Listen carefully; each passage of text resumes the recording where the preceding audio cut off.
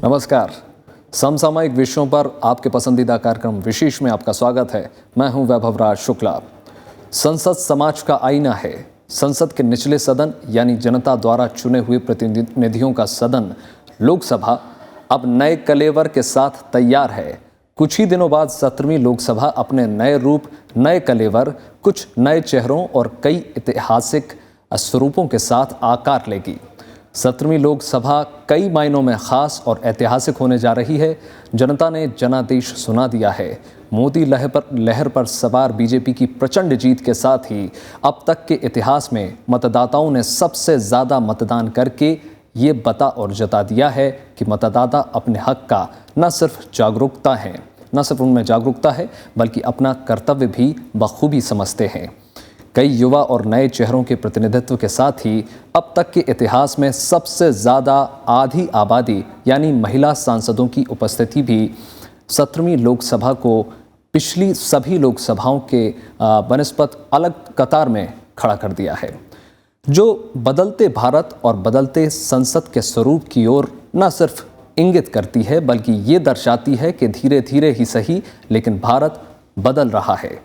इस बदलाव को और आगे बढ़ाने के लिए 30 मई को प्रधानमंत्री नरेंद्र मोदी दूसरी बार प्रधानमंत्री की शपथ लेंगे। विशेष में आज हम बात करेंगे कैसे होता है लोकसभा का गठन, 17वीं लोकसभा का क्या है स्वरूप और खासियत, साथ ही बताएंगे इस बार 2019 में बने कई बड़े और खास रिकॉर्ड। विशेष में आज हम आपको बताएंगे लोकसभा का गठन कैसे होता है, बताएंगे आपको इस बार किस दल के कितने सांसद चुने गए हैं और इस पर भी नजर डालेंगे, साथ ही तमाम आंकड़ों पर हम नजर डालेंगे। तो आइए शुरू करते हैं आज का विशेष।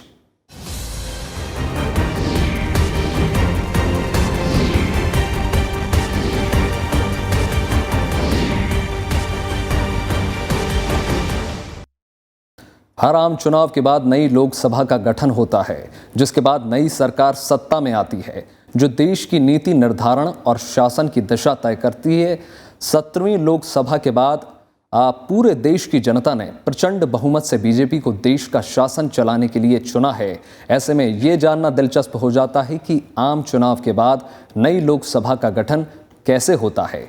आइए जानते हैं लोकसभा के गठन के बारे में।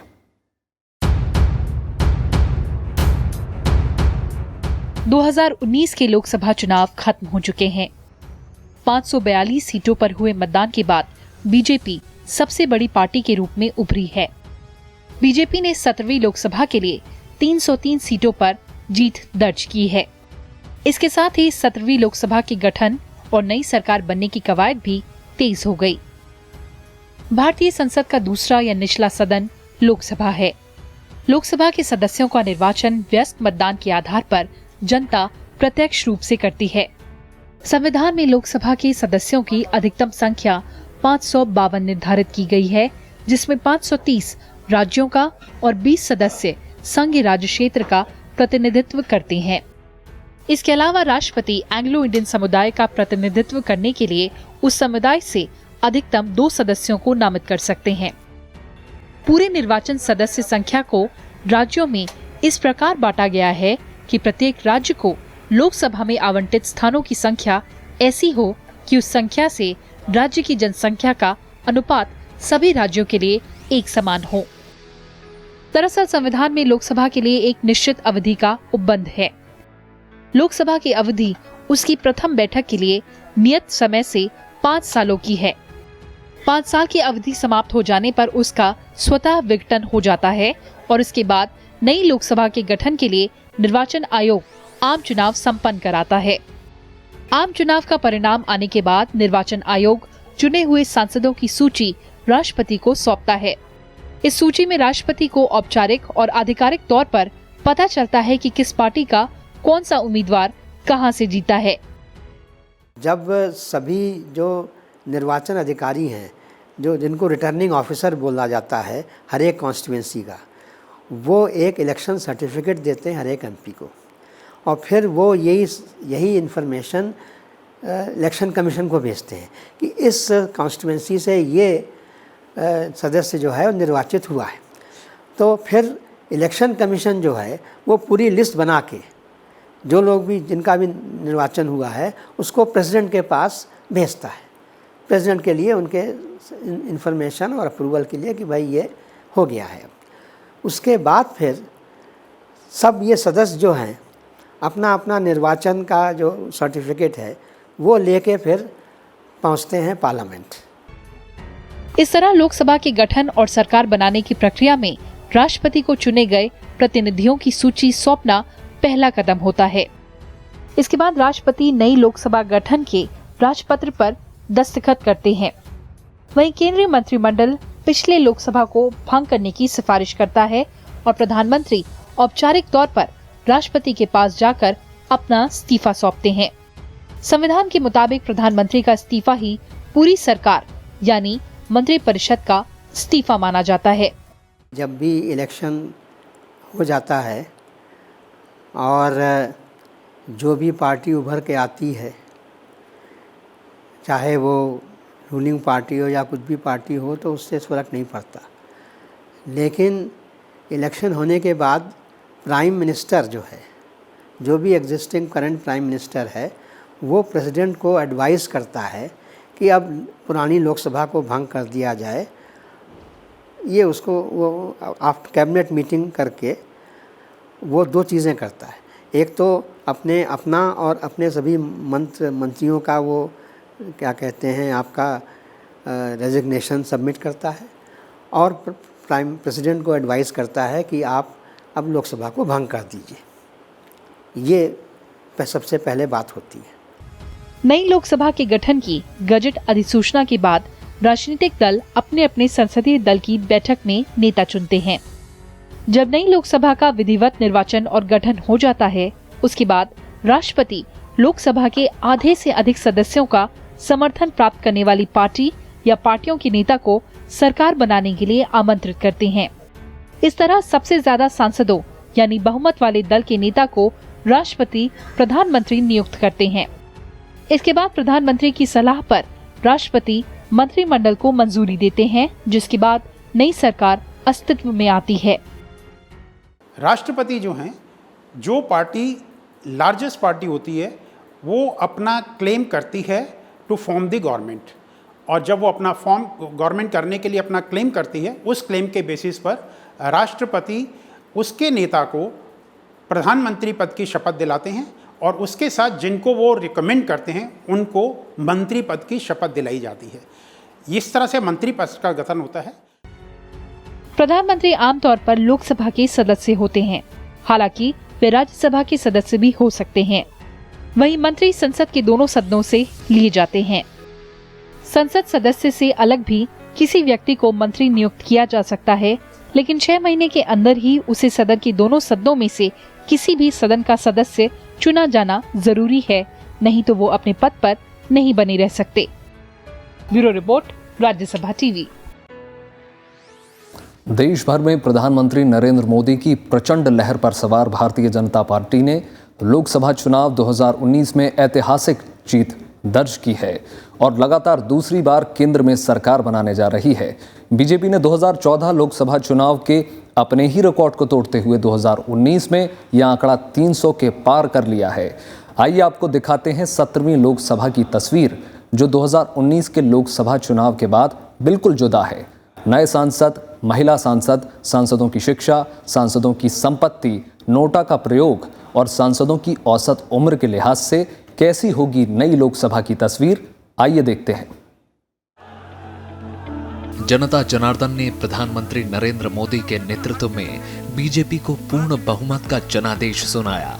352 सीटों के साथ एनडीए गठबंधन की अगुवाई करने वाली बीजेपी खुद 300 के आंकड़े के पार चली गई है। बीजेपी की इस ऐतिहासिक जीत के साथ 17वीं लोकसभा सीट की तस्वीर बिल्कुल बदल गई है। 17वीं लोकसभा में 397 सांसद राष्ट्रीय पार्टियों की अगुवाई करेंगे, जिसमें 3 यानी सबसे ज्यादा सांसद बीजेपी का प्रतिनिधित्व करेंगे। कांग्रेस के 52 सांसद और 22 सांसद टीएमसी के चुने गए हैं। वहीं अगर राज्य स्तरीय दलों की बात करें तो डीएमके के 23 और वाईएसआर कांग्रेस के 22 सांसद लोकसभा में पहुंचे हैं। 17वीं लोकसभा में कांग्रेस, सपा समेत कई विपक्ष के नेता इस बार लोकसभा में नजर नहीं आएंगे, जबकि कई ऐसे सांसद हैं जो पहली बार लोकसभा में कदम रखेंगे। इनमें क्रिकेटर से सांसद बने गौतम गंभीर, स्मृति ईरानी, हंसराज हंस और सनी देओल जैसे चर्चित हस्तियां शामिल हैं।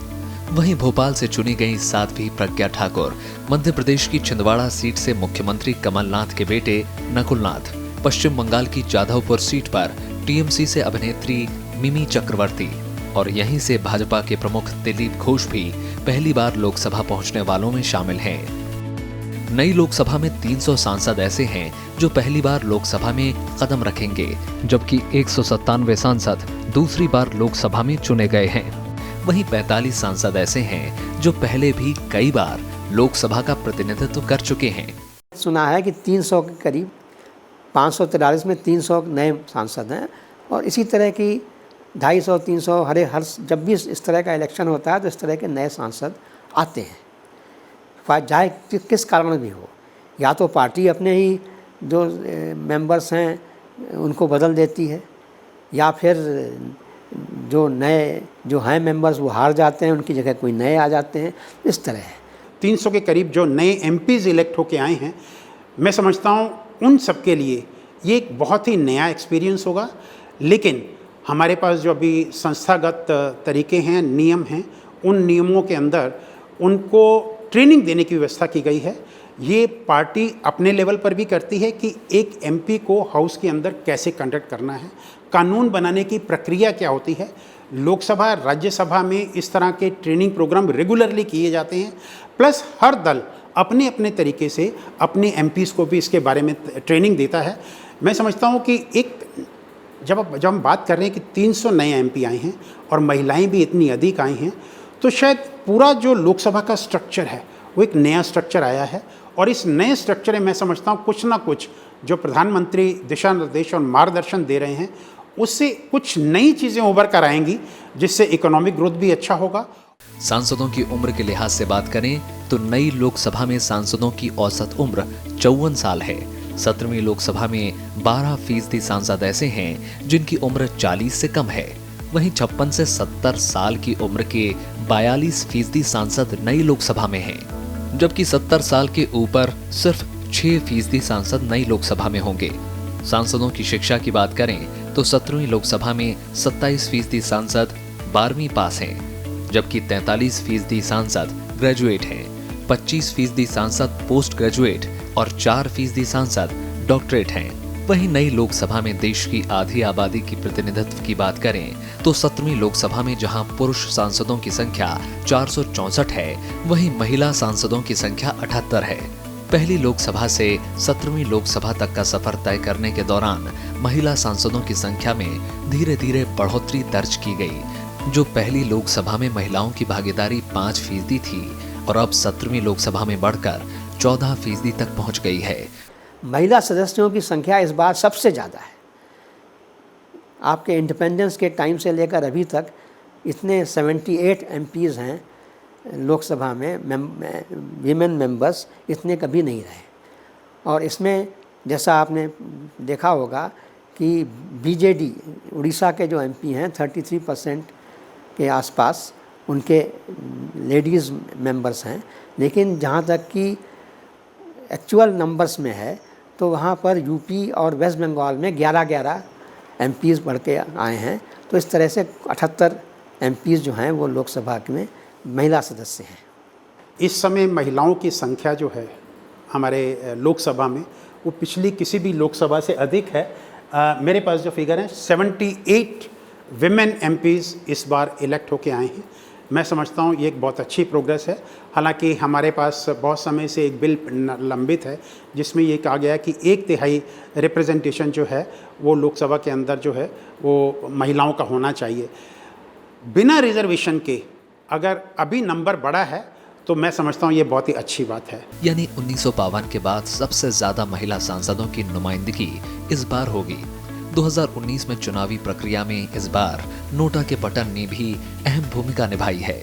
नोटा उतना इस्तेमाल नहीं हुआ, लेकिन ये मैंने कहीं देखा है कि कहीं कहीं जो आपके तमाम लोग इलेक्शन तमाम लोग लड़ते हैं, और उसमें तमाम लोग हारते हैं, उनकी ज़मानत भी जब्त हो जाती है। तो कहीं कहीं ऐसा हुआ है कि नोटा को ज़्यादा मेंबर मिले हैं और जो कुछ लोग जिनकी ज़मानत जब्त हो गई है उनको कम वोट मिले। तो नोटा को मिला है लेकिन उतना बढ़ के आगे नहीं आया है, लेकिन हाँ, नोटा का अपनी जगह बरकरार है और तमाम जगह नोटा का इस्तेमाल हुआ है, इस बार भी हुआ है। देश भर में लोकसभा की कई सीटें ऐसी रहीं जहां जीत का अंतर नोटा को मिले वोटों से भी कम रहा। करीब 2 दर्जन सीटों पर प्रत्याशियों को नोटा की वजह से हार का मुंह देखना पड़ा। Bureau report, Rajya Sabha TV. 17वीं लोकसभा के चुनाव परिणाम आ चुके हैं। प्रधानमंत्री नरेंद्र मोदी की अगुवाई में बीजेपी ने ऐतिहासिक जीत दर्ज की है। पहली बार बीजेपी ने अकेले अपने दम पर 300 का आंकड़ा पार कर लिया है। 2014 के मुकाबले बीजेपी को 21 सीटें ज़्यादा आईं। पहली बार गैर कांग्रेसी सरकार को दोबारा पूर्ण बहुमत हासिल हुआ है। आइए एक नज़र डालते हैं 17वीं लोकसभा चुनाव में पार्टियों को मिली सीटों पर।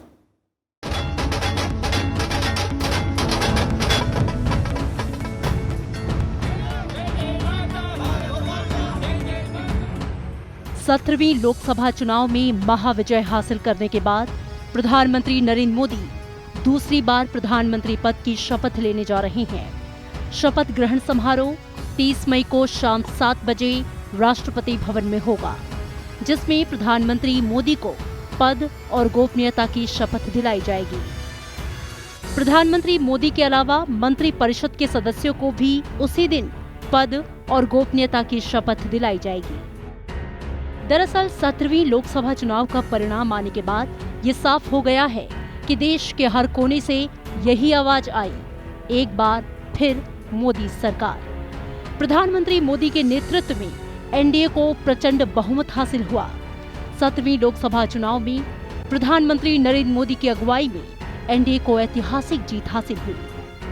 नरेंद्र मोदी देश के पहले गैर कांग्रेसी प्रधानमंत्री बने, जिसने पूर्ण बहुमत के साथ एक बार फिर सत्ता में वापसी की है।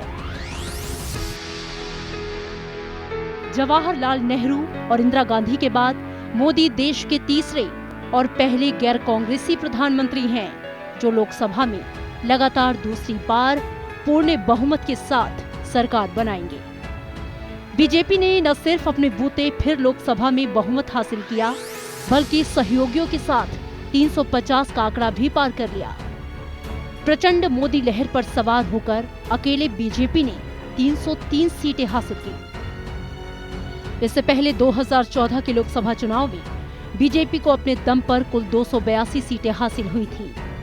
बीजेपी ने दिल्ली, राजस्थान, गुजरात, हरियाणा, उत्तराखंड, हिमाचल प्रदेश, त्रिपुरा और अरुणाचल प्रदेश की सभी सीटों पर जबरदस्त जीत दर्ज की। 10 राज्यों में बीजेपी ने सभी सीटों पर जीत हासिल की। इसके अलावा बीजेपी ने कर्नाटक, पश्चिम बंगाल, मध्य प्रदेश और बिहार में भी अपना सर्वश्रेष्ठ प्रदर्शन किया। तेलंगाना में भी बीजेपी ने 4 सीटों पर जीत हासिल की है। बीजेपी ने उत्तर प्रदेश में मायावती अखिलेश यादव के गठबंधन को मोदी लहर में बहा दिया। वहीं बिहार में जेडीयू के साथ मिलकर बीजेपी ने कांग्रेस आरजेडी के महागठबंधन को भी ध्वस्त कर दिया। महाराष्ट्र में कांग्रेस एनसीपी गठबंधन को भी करारी शिकस्त दी। इस बार जो सरकार बनी है वो एक पूर्ण बहुमत के साथ बनी है। बीजेपी को अकेले ही 303 सीटें मिली हैं। 542 का चुनाव हुआ था, उसमें 330 सीटें मिली हैं। और अगर हम बात करते हैं आपके ये एनडीए की, जिन्होंने मिलकर चुनाव लड़ा है, तो उनको भी जो है संपूर्ण बहुमत मिला है। मैं समझता हूँ इससे जो आगे की कार्यवाही है, जो हमारा कानून बनाने की प्रक्रिया है और जो सरकार ने अपने कार्य डिसाइड किए हैं, जो पिछले 5 साल में कार्य किए हैं, उसको जो आगे बढ़ाने की प्रक्रिया है, उनके लिए बहुत सरल हो जाएगी। ये नतीजे पिछले 5 साल में प्रधानमंत्री नरेंद्र मोदी की लोकप्रियता, उनकी सरकार की उपलब्धियों और उनके चुनाव अभियान पर मुहर लगाते हैं। साझा विपक्ष के व्यापक विरोध के बावजूद नरेंद्र मोदी महाविजेता बनकर उभरे। देश भर में बीजेपी का परचम लहराया। इकोनॉमिक ग्रोथ की एक्टिविटी को आगे बढ़ाना चाहती है, एम्प्लॉयमेंट जनरेट करने की एक्टिविटी को आगे बढ़ाना चाहती है और गरीबों के उत्थान के लिए जो काम करना चाहती है, मैं समझता हूँ ये जो सरकार को बहुमत मिला है ये उनको बहुत ही सहायक होगा। वहीं 2019 के लोकसभा चुनाव में कांग्रेस सिर्फ 52 सीटों पर सिमट गई। इस बार भी उसने नेता प्रतिपक्ष का मौका गंवा दिया। नेता प्रतिपक्ष के लिए जरूरी 55 सीटों के आंकड़ों से कांग्रेस 3 सीटें पीछे रह गई, जबकि 23 सांसदों के साथ डीएमके तीसरी बड़ी पार्टी बनकर उभरी। तो वहीं 22 सांसदों के साथ टीएमसी और वाईएसआर कांग्रेस चौथे नंबर पर है, जबकि 18 सांसदों के साथ बीजेपी की सहयोगी शिवसेना 5वीं बड़ी पार्टी बनी। कई पार्टियां इस बार बीजेपी की लहर में अपने पिछले सीटों के मुकाबले आधे से भी कम पर रह गई। टीडीपी के जहां सिर्फ 3 सांसद ही चुने गए, वहीं एआईएडीएमके को केवल 1 सीट से संतोष करना पड़ा। अपोजिशन का काम होता है सरकार की नीतियों में अगर कोई बदलाव के विचार की ज़रूरत है तो अपना विचार सरकार के सामने रखे, लेकिन डेमोक्रेसी में कोई भी जो डिसीजन लिया जाता है वो मेजॉरिटी से लिया जाता है। और हमारे यहाँ जैसा कि अभी प्रधानमंत्री जी अभी अपने दल के जो सदस्य चुन के आए हैं उनकी मीटिंग को भी एड्रेस कर रहे थे, उन्होंने बहुत अच्छी बात कही। उन्होंने कहा कि चुनाव में हमने कुछ भी कहा हो, लेकिन प्रजातंत्र में रोल अपोजिशन का भी उतना ही इम्पोर्टेंट है जितना रूलिंग पार्टी का है। तो इससे उन्होंने जो एक मैसेज दिया है रूलिंग पार्टी ने अपोजिशन को, वो ये दिया है कि चाहे आप संख्या में कम हैं, लेकिन जब आप कोई विचार हमारे सामने लेके आएंगे तो उस विचार को पूरी तरह से गवर्नमेंट कंसीडर करेगी और कोई भी जो निर्णय लिया जाएगा उनके मत को कंसीडर करके ही लिया जाएगा। पश्चिम बंगाल में तृणमूल कांग्रेस को इस बार महज 22 सीटों पर जीत मिली, जबकि लेफ्ट को वहां से एक भी सीट नहीं मिली। तेलंगाना में टीआरएस ने 9 सीटों पर जीत हासिल की। ओडिशा में बीजू जनता दल के 12 सांसद चुनाव जीतने में सफल रहे। तो वहीं बिहार में बीजेपी की सहयोगी पार्टी जेडीयू ने शानदार प्रदर्शन करते हुए 16 सीट पर जीत हासिल की। 2019 के चुनाव का एक और दिलचस्प पहलू ये है कि दुनिया में पहली बार जीएसटी लागू करने वाली सरकार सत्ता में लौटी है। शानदार जीत से ये साबित हो गया है कि विपक्ष ने जिन मुद्दों को लेकर सरकार को घेरने की कोशिश की, उसे जनता ने पूरी तरह से नकार दिया। Bureau report, Rajya Sabha TV.